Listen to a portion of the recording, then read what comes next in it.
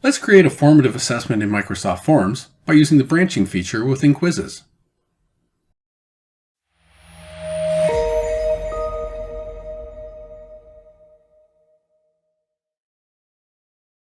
You'll remember that formative assessments are a style of evaluation which tests understanding of content and then provides feedback to support learner development.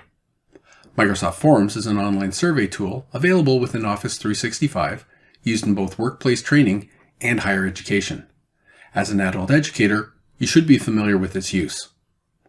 The trick to creating a formative assessment in Forms is to use the branching feature. In our case, branching allows you to direct the learner to specific feedback responses based on their quiz answers. Now, before opening Forms, build your multiple choice questions, the choices, or distractors, and the feedback. As an educator, you should focus on building a good test first and worry about the technology second. For this demonstration, I built a very simple test.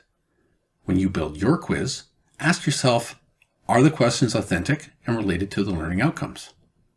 Are the choices or distractors plausible and not obviously wrong?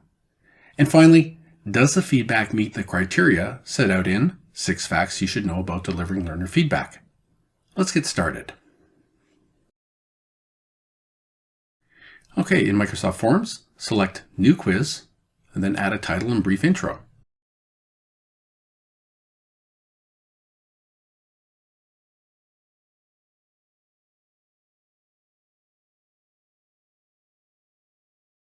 Click Add New and select Choice. My sample quiz has 3 questions with 3 options each. Enter the question, fill in the options, and add any if necessary.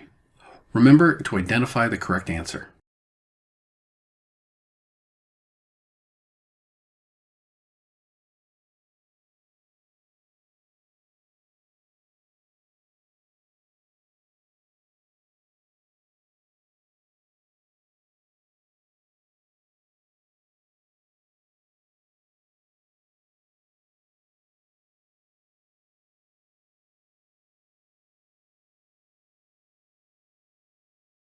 In my example, the final choice is always the correct answer. This makes setting up the branching easier. For my settings, I've set the point value, made the question mandatory, and shuffled the display of options to the learners.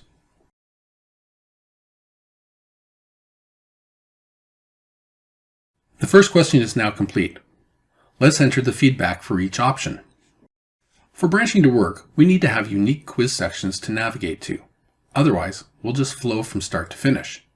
Each question and response must be in its own section. By default, the first section was created automatically. We'll need to add new sections for each remaining component. Let's do this now. Click Add New, go to the drop-down arrow, and select Section. Where it says Section, add an identifier to make your branching easier. So add a section ID, and in the subtitle, add your feedback for option 1.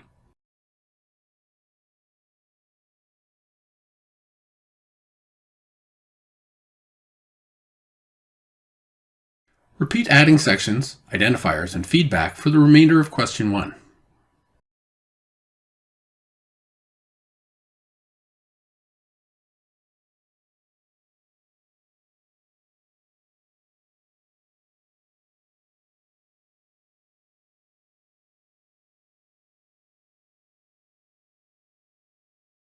Now, with the initial feedback in place, let's repeat the process for the next 2 questions by creating sections for the questions and subsequent feedback.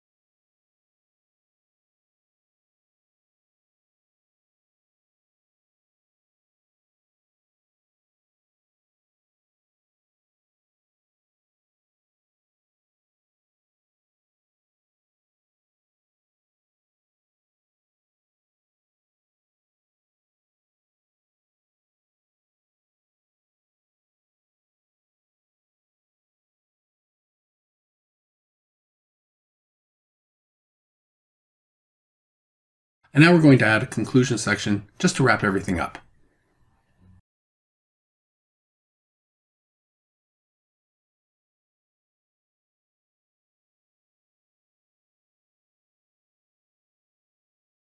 If we previewed the test as is, with the content populated without branching, we'd see each question followed by the feedback for all three options, and then repeated for each question. It would be confusing, and that isn't what we want. So let's add branching. In the upper right-hand corner of each section is a 3-dot ellipse for more settings. Click on that and select Add Branching.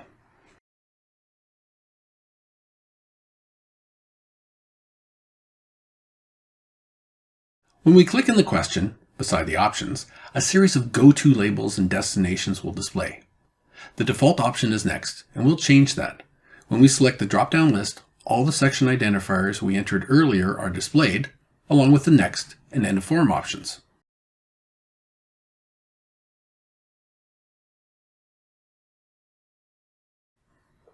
So for question 1, we select the section for question 1, feedback 1. We'll follow that pattern for feedback 2 and feedback 3.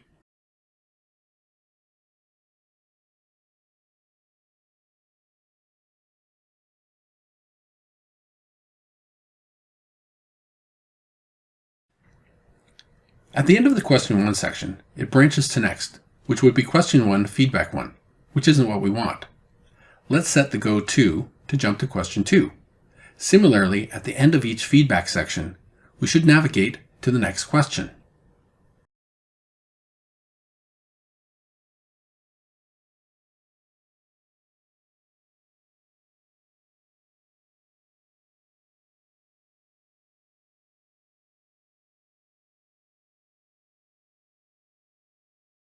Let's repeat the branching for question 2 and question 3.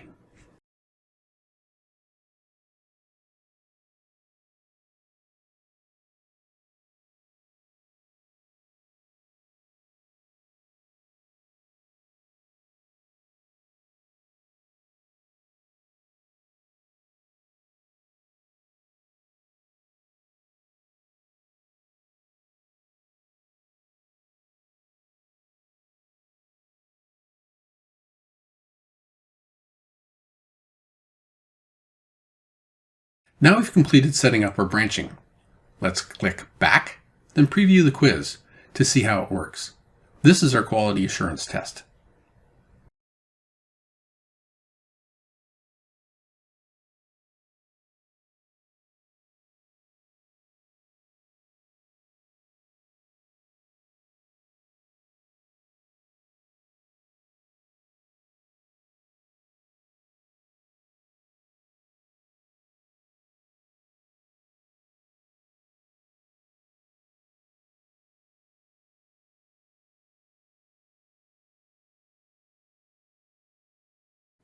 As you can see, for each question answered, the learner received unique feedback, then carried on with the quiz. So, it looks like we're done. In summation, Microsoft Forms allows you to make complex quizzes with feedback. Make sure each question and feedback response are placed within their own identifiable sections to implement branching. Always test your quiz before sending it out, in case an error was made, especially in the branching. Now, the last question remaining is, how can you use Microsoft Forms and branching to implement formative assessments that foster learner growth and development? Thank you for your time.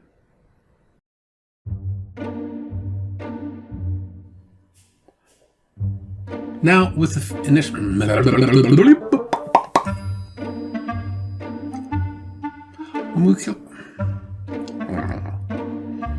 So, for question 1, we select the select... So, for question 1, pause. Let's set the go to jump.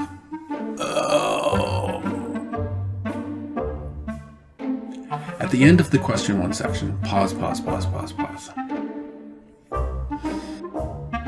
Let's repeat the branching for question 2 and question 3. I don't like that. No, that isn't correct. No. Oh, let's go back. I think you kind of blew that one, Patrick.